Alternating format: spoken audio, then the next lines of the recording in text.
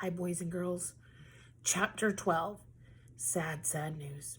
I couldn't sleep that night. All I could do was think about Mr. Granite. What if he was lying? What if he really came here to take our planet and turn us into killer zombie robot slaves?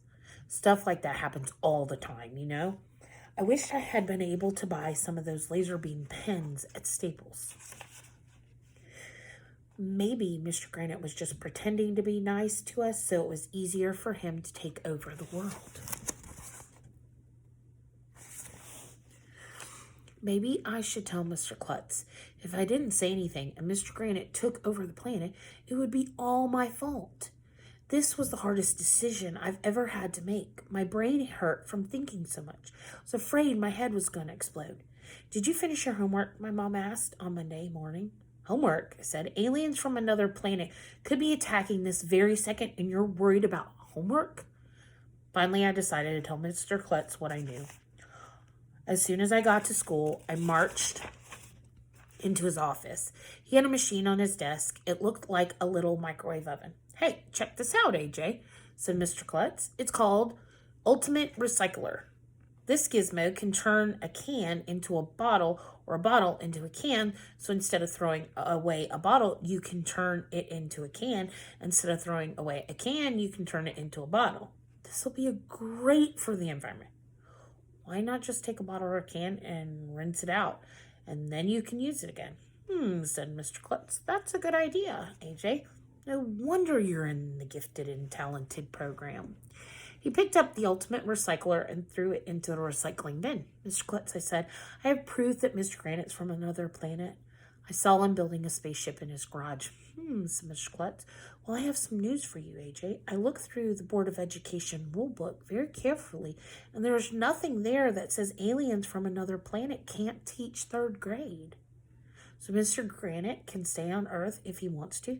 That's right, said Mr. Klutz. In fact, I'll call him in here right now to tell him the good news.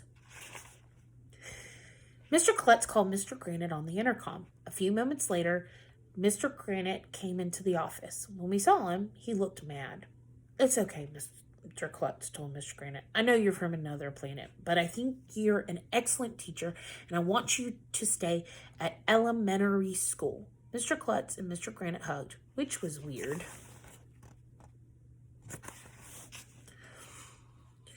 You were very kind, said Mr. Granite, but my work here is done, and I am ready to return to my home planet of Igern, and I blast off Friday. But I thought you said you didn't have any rocket fuel, I said. I don't need rocket fuel anymore, Mr. Granite said. I met with Mr. Docker over the weekend, and he figured out a way to power my spaceship with potatoes.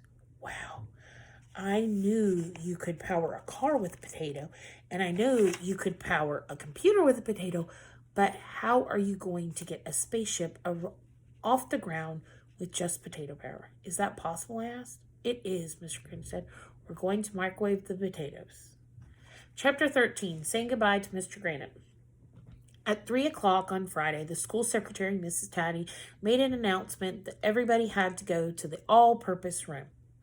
When we got there, Mr. Klutz was up on stage. He was holding a piece of paper. I have big news, Mr. Klutz told us. Mr. Klutz has a big nose, I whispered to Ryan. And are we the greenest school in the county? Asked Neil the nude kid. No, we came in second place, Mr. Klutz said. Everybody moaned because that meant we weren't going to have chocolate cake party. Second place, Ryan asked.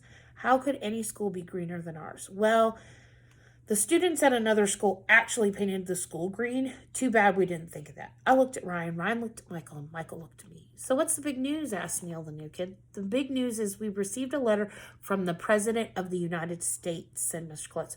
Wow, we all said, which is Mom upside down. Stuck my tongue out at Andrea because she thought it was a dumb idea to write the president. Mr. Klutz read the letter. Dear students of elementary school, thank you for the nice letter. I just want to let you know that I do not have a nose attached to my feet. Sincerely, the president. It was a cool letter to get from the president, even if the letter made no sense at all. I have more big news, said Mr. Klutz. Our third grade teacher, Mr. Granite, is from another planet, and he is going home today. So we are going to have a going away party with chocolate cake. Yay! Everybody yelled. We went out to the playground, where there was the biggest chocolate cake in the history of the world. Everybody was out there, even Jackie Mackey. Mr. Brad cut the cake. Miss GB passed out pieces to everybody. Mr. Granite's spaceship was out in the field near the cows, and it was covered with potatoes. Moo, said the cow. We stuffed our faces with so much cake, I thought I was going to throw up. It was the greatest day of my life. And after we finished, Mr. Granite put on a spacesuit, and we went over to say goodbye to him. It was really sad. I'm going to miss you kids, said Mr. Granite. When I get home, I'm going to name my new friends AJ, Andrea, Ryan, Emily, Michael, and Neil. We'll miss you too, said Andrea. Hope that after I'm gone, Mr. Granite told us, you will keep saving energy and living green. We will, we shouted. Everybody was sad to see Mr. Granite go. Emily cried, of course. So did some teachers. Mr. Granite waved to us as he climbed into his spaceship. Everybody gathered around. Mrs. Yonker went over to the computer and announced and countdown. 10, 9, 8, 7, 6, 5, 4, 3, 2, 1, said Mrs. Bonkers. Begin microwaving the potatoes. Our science teacher, Mr. Docker, flipped a switch. Nothing happened for 1,100,000 seconds, and then there was a little ding. Steam started pouring out of the potatoes, and the whole field smelled like baked potatoes. Slowly, the spaceship began rising off the ground. Lift off, yelled Mrs. Yonkers. We have liftoff. And that's when the most amazing thing in the history of the world happened. One of the cows must have liked the smell of the potatoes because it came running over to the spaceship. The cow bumped right into it. The spaceship was going up crooked.